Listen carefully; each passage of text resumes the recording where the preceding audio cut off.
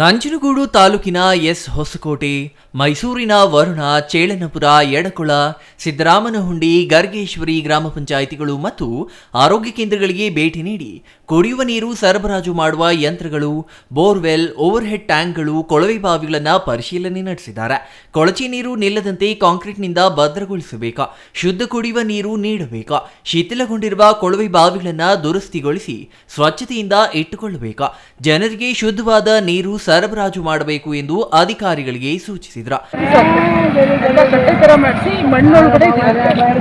ಎಲ್ಲ ಕಡೆ ಅದನ್ನೇ ಹೇಳ್ಬೇಕು, ನೀಟಾಗಿ ಮಾಡಿಸಿ. ಇಷ್ಟಲ್ಲ ನೀರು ಗೊತ್ತಾಯ್ತಾ? ಆಗ ನಿಮ್ಗೆ ಈ ಮಣ್ಣಲ್ಲಿ ಉಟ್ಕೊಟ್ಟು ನೀರು ಬಂದು ಇದೆಲ್ಲ ಬರಲ್ಲ. ಇಮಿಡಿಯೇಟ್ ಈಗ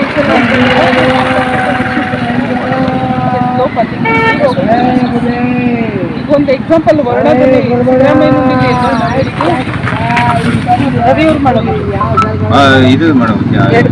ದುದ್ಗೆರೆಯಲ್ಲಿ ಮಾಡಿ ಕಳಿಸ್ತಾರೆ. ನಾನು ಫೋಟೋ ಹಾಕ್ತೀನಿ ವಿಡಿಯೋಸ್ ಗ್ರೂಪಲ್ಲಿ. ನೀವು ಅಷ್ಟೊತ್ತಿಗೆ ಇದೆಲ್ಲ ರೆಡಿ ಮಾಡ್ಕೊಂಡು ಮಾಡಿಸಿ.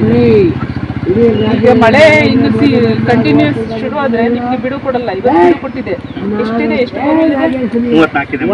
34 ಲೋ ಲೈನ್ ಅಲ್ಲಿ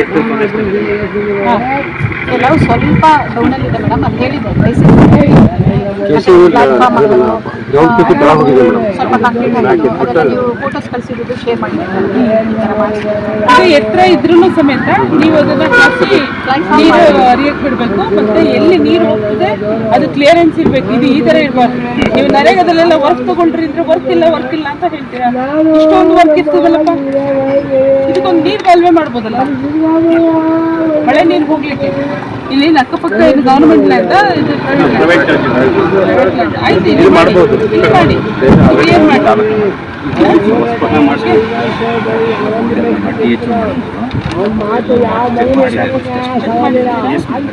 ವಾಟರ್ ಸಪ್ಲೈ ಅವರು ಮಾಡಿಸ್ಬೇಕು. ರಂಜಿತ್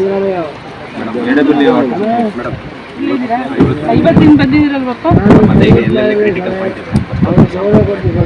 ಇನ್ನು ಈ ಸಂದರ್ಭದಲ್ಲಿ ಜಿಲ್ಲಾ ಉಪನಿರ್ದೇಶಕ ನಾಗರಾಜು, ನಂಜನಗೂಡು ತಾಲೂಕು ಆರೋಗ್ಯಾಧಿಕಾರಿ ಡಾಕ್ಟರ್ ಈಶ್ವರ್, ಇಒ ಪೂರ್ಣಿಮಾ ಸೇರಿದಂತೆ ತಾಲೂಕು ಮಟ್ಟದ ಅಧಿಕಾರಿಗಳು ಭಾಗವಹಿಸಿದ್ರು. Kumar, CTV news, Nanjangud.